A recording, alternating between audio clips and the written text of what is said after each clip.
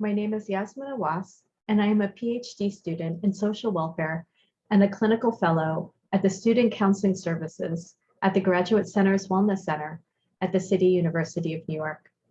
I am also a licensed creative arts therapist. I am here to share some tips to manage stress amid the pressures of graduate school, plus global pandemic, instability due to war, environmental acts of violence, and racially motivated violence. At times, it can feel disheartening to work on a PhD when there is distress in the world. I hope this video gives you the tools and motivation to keep at it. While this video was created with graduate students in mind, these tips may also apply to those who are not in school. First, reach out to others. You are not alone in your experiences. There are advantages to reaching out to people who are familiar with the grad school process and those who are outside of academia. The advantages of reaching out to those who are fellow grad students, like others in your program, or those in other departments or institutions, is they get you. It can be challenging to talk about your dissertation with someone outside of the academy, especially when well-intentioned friends seem to only ask you when you will finish. Set up a chat group with trusted peers and organize virtual or in-person accountability meetings. This is particularly important after your required coursework is completed, when you can feel even more alone in your grad school journey. Also, don't forget to celebrate each other. Every milestone accomplished, such as moving on to candidacy, presenting at a conference, or getting a publication accepted. Reaching out to family, friends, and significant others is crucial as well. These folks will help keep you grounded and remind you that there is a world outside of the university. A mental health professional can provide additional emotional support.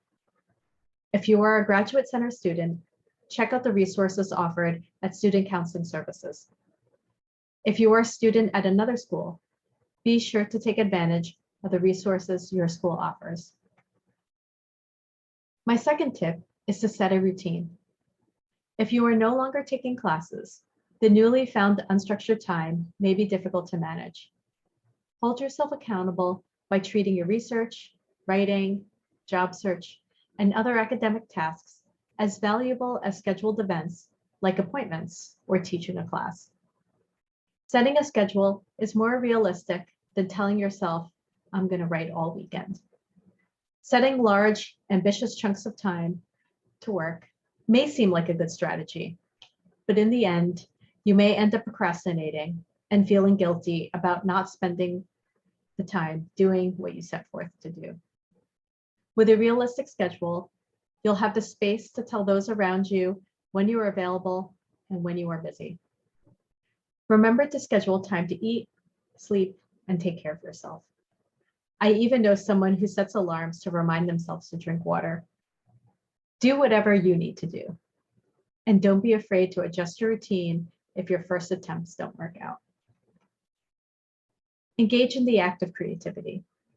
My third tip is to make something out of nothing. This can be art, music, dance, poetry, growing something from seed or a cutting, or cooking. Creating is empowering. For many of us, creating is a part of our academic life. Knowledge production, performing, and publishing are a few activities that come to mind. But creating for no audience and not tied to our academic selves is a true gift. My final tip is take good care of your body and spirit. Reflect on how you got to the place you're at in your academic career. My peers like to call this remembering your why.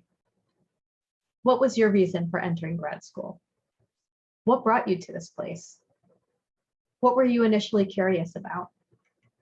While our society and our advisors may value productivity, we can only produce if we are sound in our spirit and body. Eating and sleeping physically and emotionally nourishes the soul.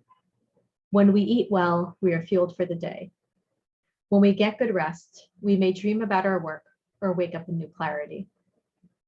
If you are religious or spiritual, pray to remind yourself that studies are just one aspect of life.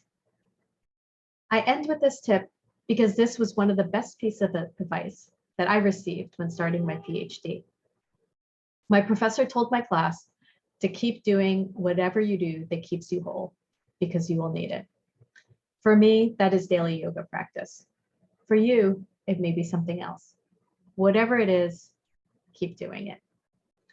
These 4 tips, reaching out to others, setting a routine, being creative, and tending to your body and spirit, not just your mind, aren't magical or even necessarily unique. I provide them like a mantra, things that we need to tell ourselves again and again when we feel stuck.